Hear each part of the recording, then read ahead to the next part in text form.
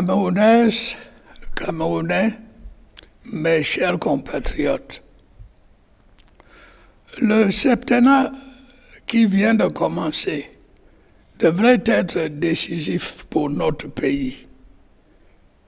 Il pourrait même être l'un des moments les plus importants de notre histoire depuis notre indépendance. Je m'explique. Au cours du demi-siècle qui vient de s'écouler, nous avons édifié progressivement des institutions démocratiques.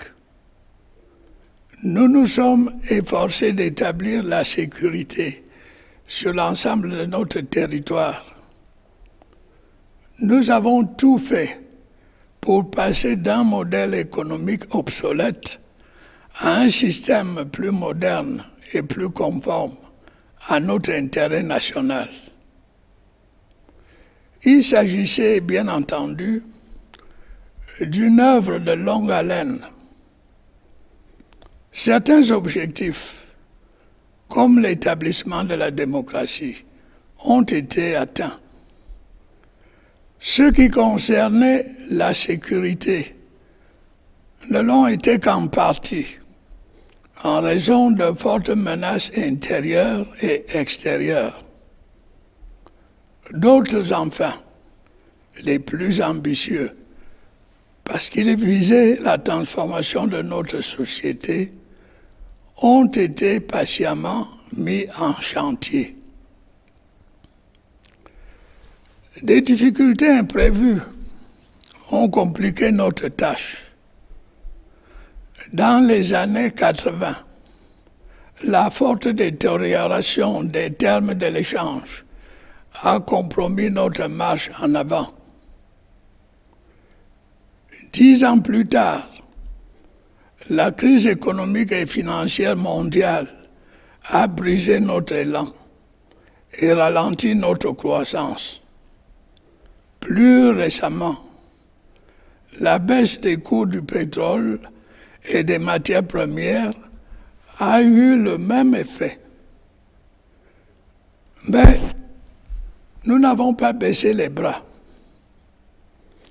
Face à l'adversité, nous avons élaboré une stratégie de développement articulée en 3 temps. Les grandes ambitions, les grandes réalisations et les grandes opportunités.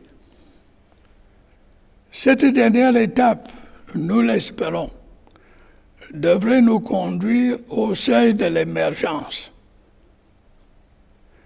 Il n'est peut-être pas inutile de préciser ce que nous voulons dire par émergence.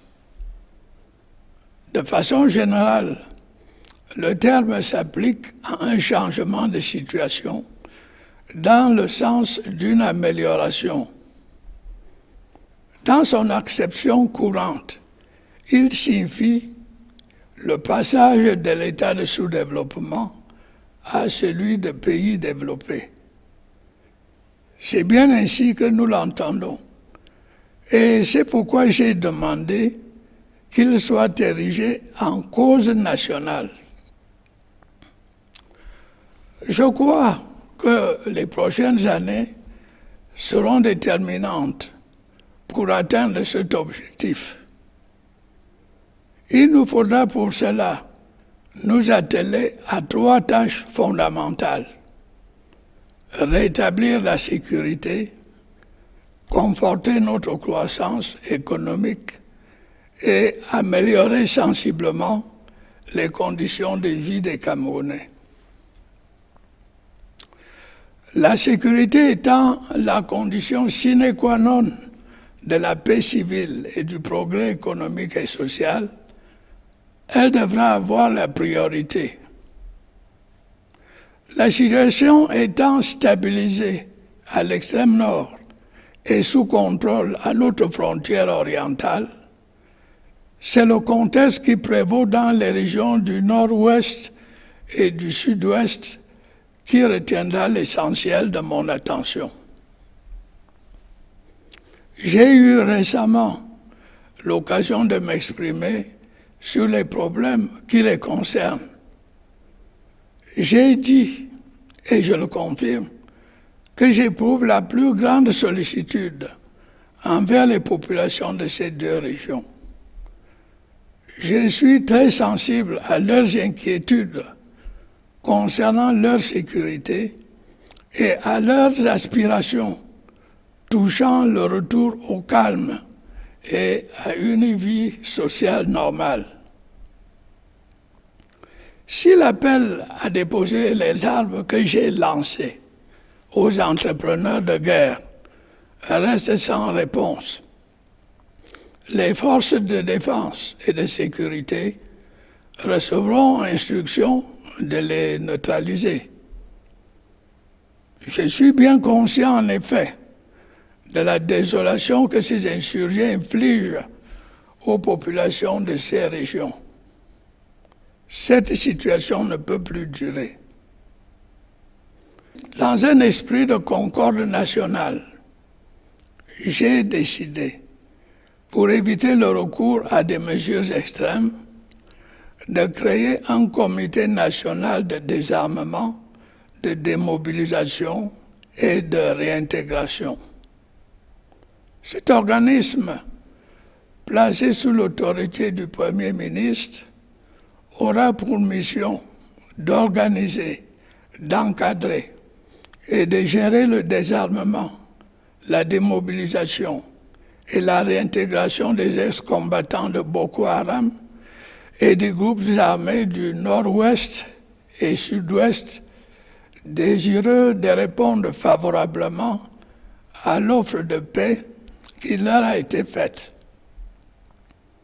Cette initiative, je le souligne, offre une porte de sortie honorable à ces ex-combattants, ainsi qu'une perspective de réinsertion sociale.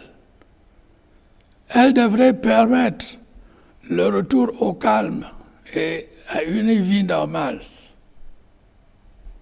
D'autre part, des mesures seront prises dans les meilleurs délais possibles pour accorder aux collectivités territoriales de notre pays les compétences qui leur permettront de prendre une plus large part dans la gestion des affaires locales.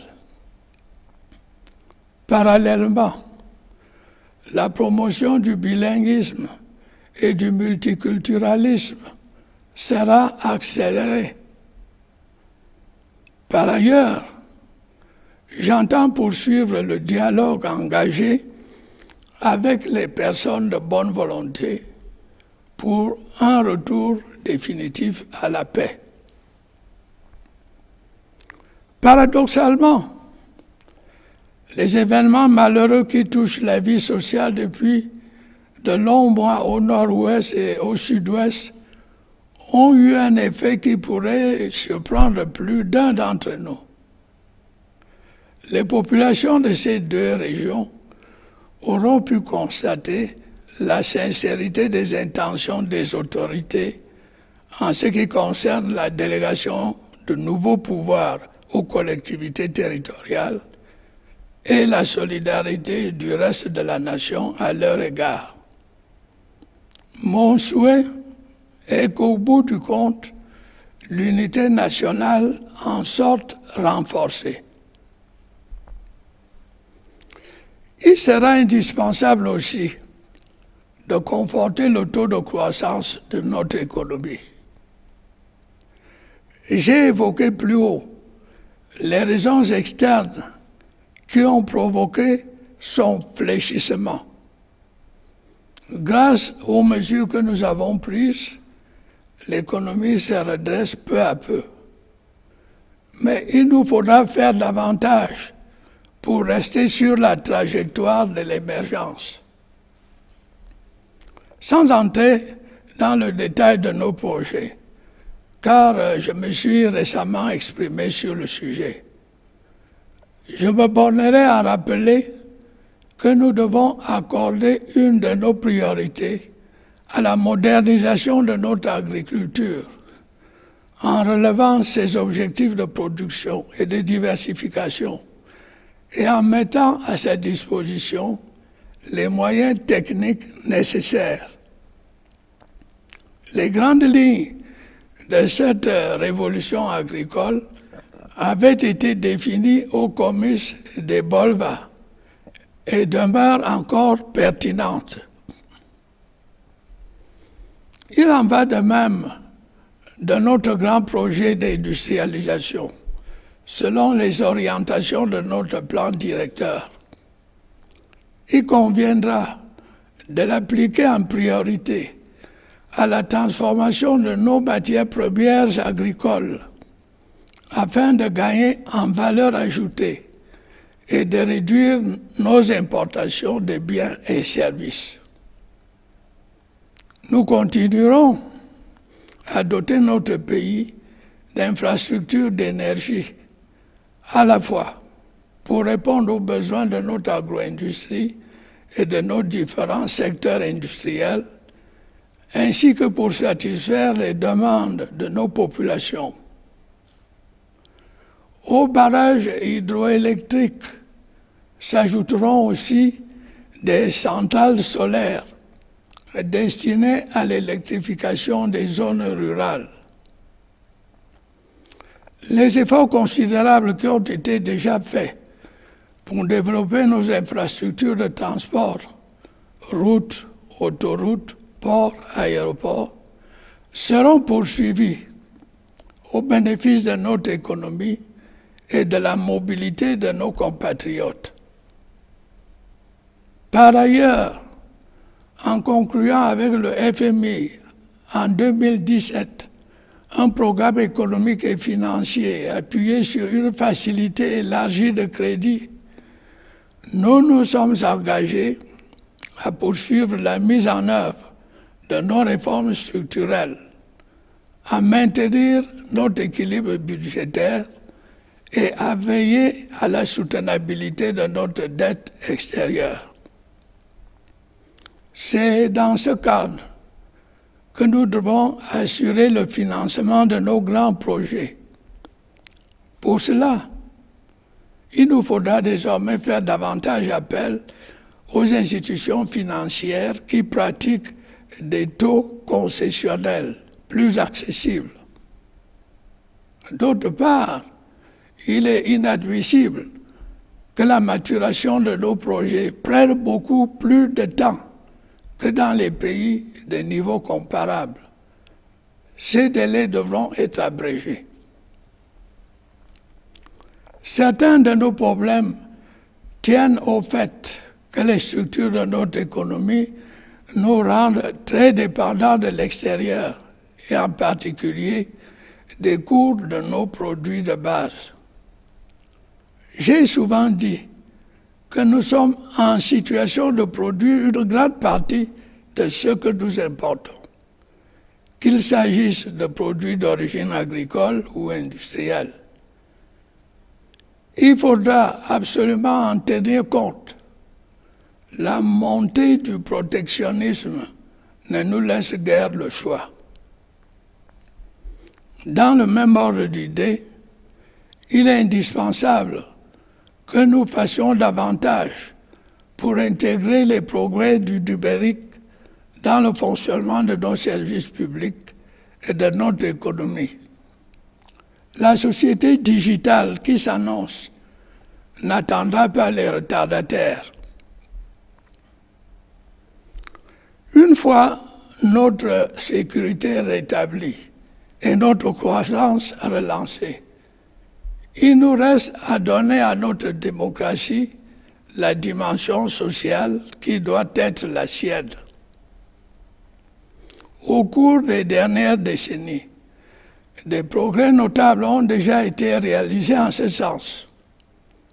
Il conviendra de redoubler d'efforts pour construire une société garantissant l'égalité des chances et des conditions de vie honorables pour l'ensemble de la population. Nous continuerons donc à étendre un système éducatif de qualité à tous les niveaux en mettant l'accent sur la professionnalisation.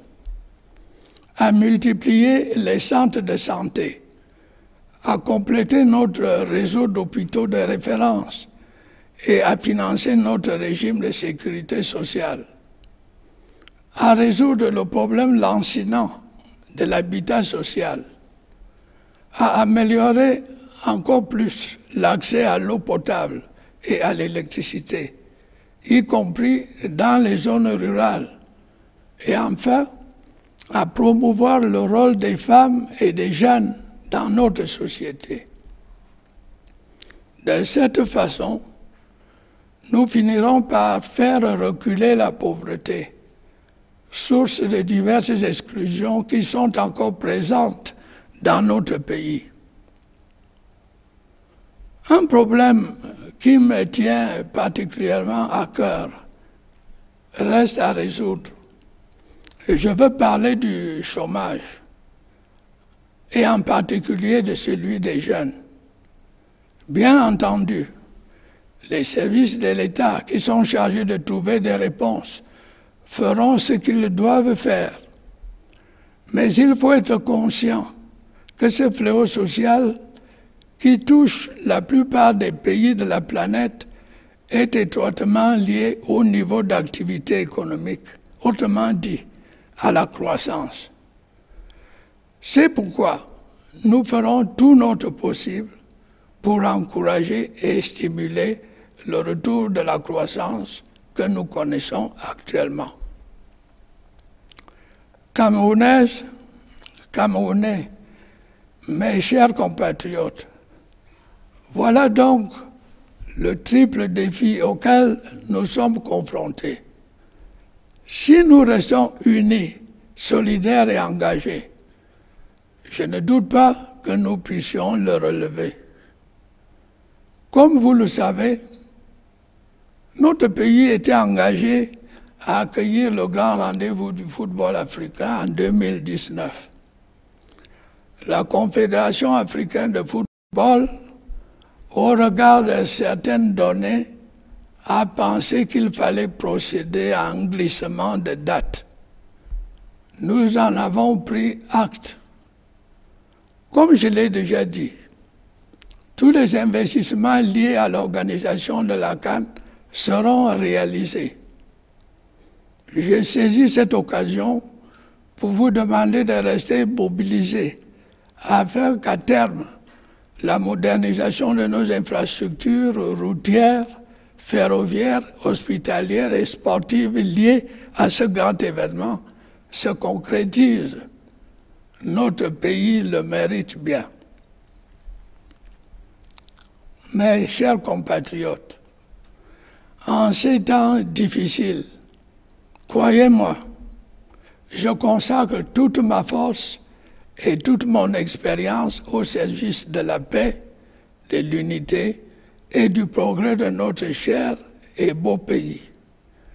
Je compte sur chacun de vous pour m'y aider. Bonne et heureuse année 2019 à vous tous. Vive la République, vive le Cameroun.